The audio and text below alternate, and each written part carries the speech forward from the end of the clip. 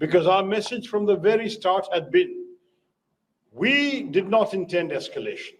Our strikes were only retaliation against terrorists. We had no desire to have a prolonged conflict. But when Pakistan acted, we had to react. And if Pakistan stopped, we decided to stop. That is exactly where we have left matters as of now. Some of you have asked me, and I think I'll answer that question now, why it is that we were so sure that these terrorists had come from Pakistan. There are three reasons, my friends.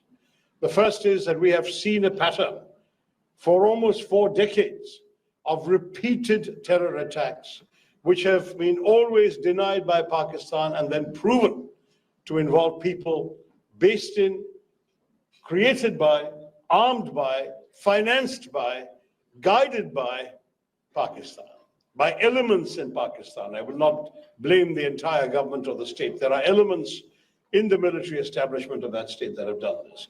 You all remember the horrors of Mumbai in 2008. You all remember 170 people being killed in 3 or 4 locations, innocent people at hotels having dinners and celebrations who were killed in pursuance of this malign agenda. You all remember how Pakistan claimed that they did not know where Osama bin Laden was and that they thought he was dead, and he was found in a safe house right next to an army cantonment in a city that is a headquarters, a major garrison of the Pakistan army. This has been the record of Pakistan time after time after time. So our first set of reasons is when there is a pattern established and proven over many decades, you have no reason to disbelieve that suddenly this came from somewhere else. Second reason, when we struck the terror headquarters, we took some lives. And of course, a funeral was conducted. There were some very prominent people at that funeral, and there was at least one individual whose name had been listed by the United Nations Sanctions Committee. I want to show you who attended the funeral, and I think we have a slide on the screen as well. It was people in uniform from the highest echelons of the Pakistani army and police mourning at the funeral of designated terrorists. This is the country that now says, we are innocent, we did not do it.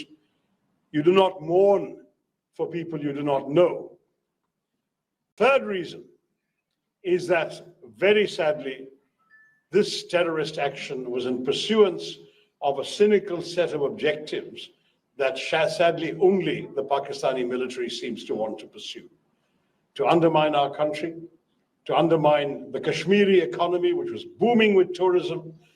There were 100% growth in tourism in Kashmir between the first 4 months of last year and the first 4 months of this year. We had actually seen, I was told by my friend, the Indian ambassador in Washington, that there were more tourists in this place in Kashmir, in Pahalgam, than there were in Aspen, Colorado, the big tourist site that you're all familiar with in the US. And yet, by a terrorist attack, they knew they could stop tourists coming. And indeed, there has been a dramatic collapse in tourism in the weeks afterwards, which we hope can be reversed. But that too is an objective only of our nation's enemies. Third, there was a very unpleasant manner in which this was conducted, in which the terrorists asked the religion of the people they were shooting and then shot them dead.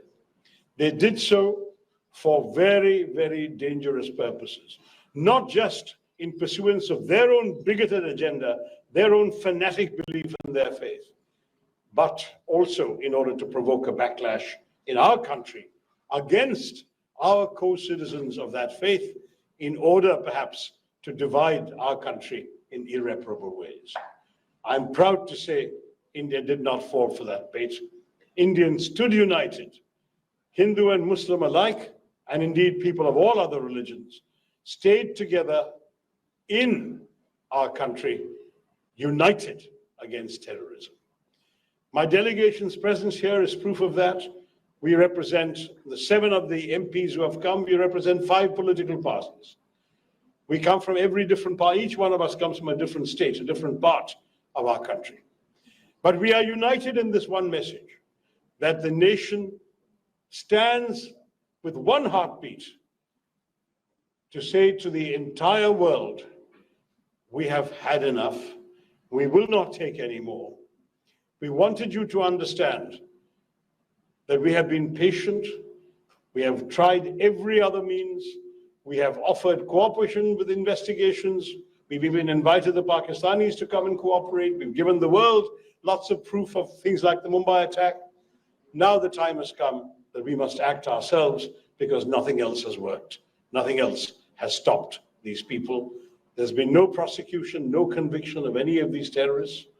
And we believe that when Panama joined in the United Nations Security Council statement that said it is not just enough to catch the perpetrators of such crimes, but one must also hold accountable the countries that provide them safe haven and support and finance, I think the message should have gone very, very clearly to our neighbor that that is a message the world stands behind.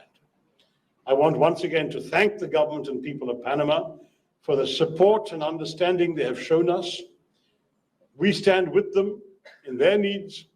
I was very pleased when both the Foreign Minister and the Vice Foreign Minister spoke about the opportunities for close cooperation between our two countries in the economic development of Panama.